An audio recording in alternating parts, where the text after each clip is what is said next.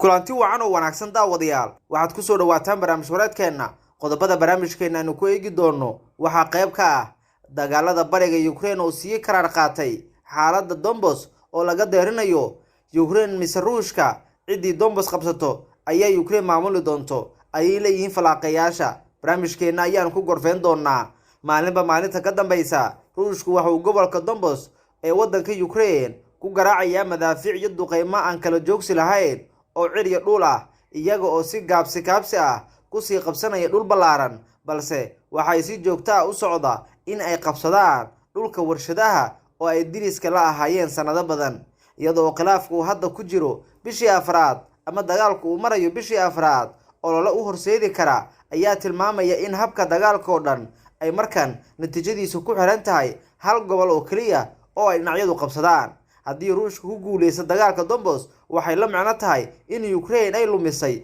dhulka kaliya ee muhiimka u ahaa laakiin waxa laga yaabaa in badan oo kamid ah ciidamadeeda ugu awood badan taas oo ay u fureyso wadada Moscow si ay u qabsato dhul badan oo ay ku marto shuruudaha Kiev fashilka Ruushka ee dagaalka ayaa sabab u noqon kara weerar ka hortag ah oo ay Ukraine ku qaadaan waxaana suuragal ah in uu kacdoon siyaasadeed u horseedi karo Kremlinka kadib isku daygii hore ee la isku dayay in lagu doonayo in lagu qabsado Kiev iyo magaalada labaad ee ugu weyn ee Kharkiv iyada oo aanu lahayn qorshe iyo sidoo kale isu duwid sax ah Ruushku waxa uu dareenkiisa u weeciyay Donbas iyo bariga Ukraine oo ah gobol miinooyin iyo warshado ay ku yaalaan oo istaraatiiji ah waana qayb kamid ah meelaha ay maamulaan gunugosadka Moscow ay taageeraan oo ay kula dagaalameen ciidamada Ukraine tan iyo 2014 isagoo oo ka baranaya talaabooyinkii qaldanaa ee ugu horeeyay ee uu qaaday Ruushka ayaa si taxadar leh ugu tumanaya halkaas duqeymo loo meeldayn ayuu ka fulinayaa shacab iyo ciidan midna uma naxariisanaya isagoo ku tiirsan duqeymaha durugsan si uu u jirciyo difaacyada Ukraine ay leeyihiin falaaqayaasha waxay u muuqato in ay u shaqeynayso aragtidaas ciidamada Ruushka oo si fiican u qalabaysan ayaa guulo ka gaaray labada gobol ee Luhansk iyo Donetsk oo Donbas la isku yiraahdo iyaga oo xakameynaya in ka badan 95% kuwii hore iyo qiyaastii kala bar inta dambe ee dagaaladu Ukraine waxay luminaysaa inta u dhaxaysa 120 askari maalintiiba waa 100 ilaa 200 oo askari oo maalintiiba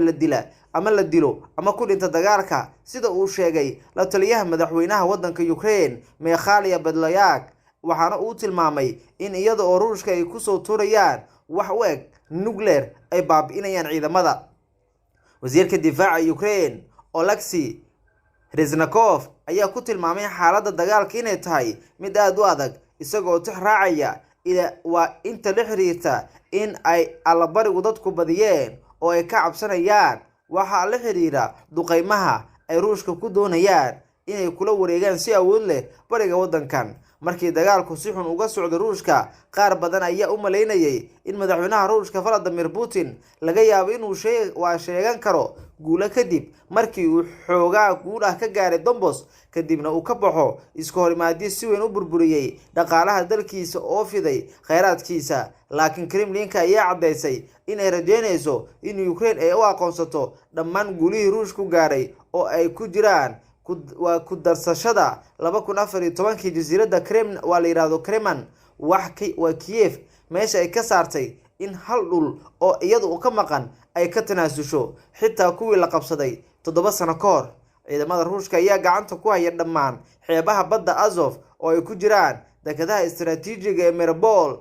gobolka Kherson oo dhan oo ah albaab muhiim oo laga galo Crimea iyo qaybo weyn oo kamid ah gobolka Zaporizhzhia kaas oo gacan ka geysan kara si qoto dheer loo sii galo Ukraine in yar ayaa la filayaa in Putin uu joojin doono kadibna uu qaadi doono duulaan kale oo uu ku qabsanayo dhul kale oo balaaran oo Ukraine ka tirsan marnaba Ruushku ma joojin doono dagaalkan waa sida uu u galay ay leeyihiin falaaqayaasha saraakiisha reer galbeedka ayaa wali amaanaya awoodda ciidamada Ukraine ay leeyihiin ama ay u leeyihiinba inay difaacaan dalkooda oo ay iska ilaaliyaan in cadow dhulkooda la wareego waana ay kala jeedaan cadowgaasi ciidamada Ruushka iyagoo si adag ula dagaalamaya ku tiirsanaanta madaafiicda iyo dib u gurashada qaybaha ama goobaha qaar iyaga oo qaadaya weerar rogaal celis ah dibna u qabsanaya dhul ay kol hore isaga baxeen. sarkaal sare oo reer galbeedka ah oo ka gaabsaday in uu ismagacaabo ayaa u sheegay wakaaladda wararka AB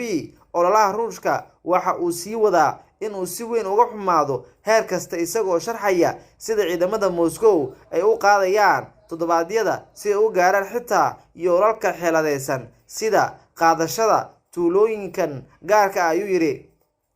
bishii la soo dhaafay Ruushka ayaa ku waayay ku dhawaad guuto dhan isku day ay ku doonayeen in ay uga gudbaan webiga Safreskaya Donetsk ayna sameystaan buundo. boqolaal qof ayaa ku dhintay waxaana la burburiyay tobaneeyo gaadiidka dagaalka ah. waxaa jira dareen istaraatiijiyadeed oo hagaajin ah ama ku dhex milmay siyaasadda sida sarkaalku leeyahay. Ruushku waxa uu leeyahay gees cad oo madaafiicda dagaalka oo Donbas ah taasoo ay ugu wacan tahay tiro ka badan kuwa ay haystaan ciidamada waddanka Ukraine. taas ayaana u suuragelinaysa inay kaga awood bataan. Ukrainiyiintu waxa ay ku qasbanaadeen inay noqdaan kuwa dhaqaale ahaan isticmaalaya madaafiicdooda iyada oo Ruushku si joogto ah u beegsanayo qadadka saadka. Ukraine ayaa bilowday in hub culus ay ka hesho xulafada reer galbeedka kuwaas oo siinayay tobanaan ka mid ah maraakiibta dagaalka waxayna hadda qorsheynayaan inay bilaabaan soo gudbinta gantaalo badan oo ay ku weerartamaan.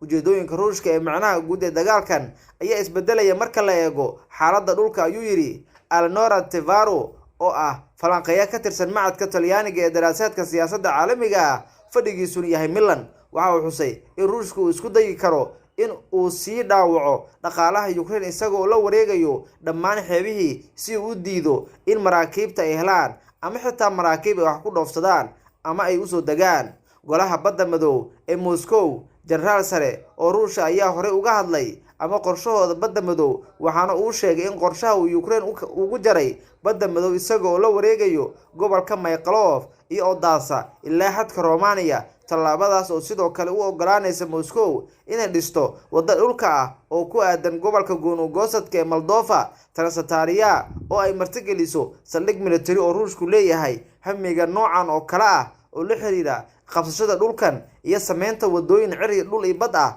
dhammaantood waxay Moscow ka sameynaysaa bariga waddanka Ukraine oo ay haddaba ka dhaqan gelinaysaa. guuldarada dagaalka Donbas ayaa Kiev u gelin doonto meel halis ah iyada oo askar cusub ay ka maqan yihiin xirfadaha askarta dagaalka adag ee hadda ka socdo bariga iyo sahayda hubka ee reer galbeedka oo aan ku filnayn inay iska caabiyaan ama ay iska riixaan ciidamada Ruushka iyagoo si qoto dheer u eegaya waxa ay heli karaan. saraakiisha Ukraine ayaa meesha ka saaray cabsida noocan ah iyagoo muujinayay ama muujiyay kalsoonida ay ku qabaan in militariga dalkoodu ay u istaagi karaan joojinta horumarada Ruushka iyo xitaa inay qaadaan weerar rogaal celis ah. qorshaha Ukraine waa cad yahay. Kiev wuxuu xirtay in ciidanka Ruushka isagoo isku dayaya inuu waqti ku guuleysto keenista hubka reer galbeedka oo ay ku jiraan nidaamyada difaaca hawada rajo ay ka qabaan in la qaado weeraro hufan ayuu yiri falanqeeyahan. waxaan uu leeyahay haddii reer galbeedku ay awoodooda isugu geeyaan in Ukraine ay guuleystaan way guuleysan karaan. kaliya waxa ka dhiman waa rajada iyo awoodda inay ka helaan dhanka reer galbeedka. taas ayaana ka dhiman inay guuleysato Ukraine waana suuragal in maalmaha soo aadan si wadajir ay ugu dhawaaqdo inay guul gaarto. Ukraine oo guuleysata waa reer galbeedka oo garab istaaga muujiyana in ay awood isugu geyso dhinac walba maadaama culays siyaasadeed oo adag ay haystaan. dagaalada bariga ayaa muujinaya awoodda ciidamada Ruushka maadaama ay la wareegeen dhul ballaaran oo aan loo meel dayin taas oo ka dhigi karta meesha ama muujin kartaba tii ugu dambeysay oo la xiriirta xaaladda waddanka Ukraine iyo guud ahaan bariga iyo awoodda ciidamada Ruushka. udaasa habeer halkaas aynu kusoo gabagabeynaa barnaamij wareedkeena tan iyo qaybta kale intaan ka gaari doono sida ay nabadgelyo.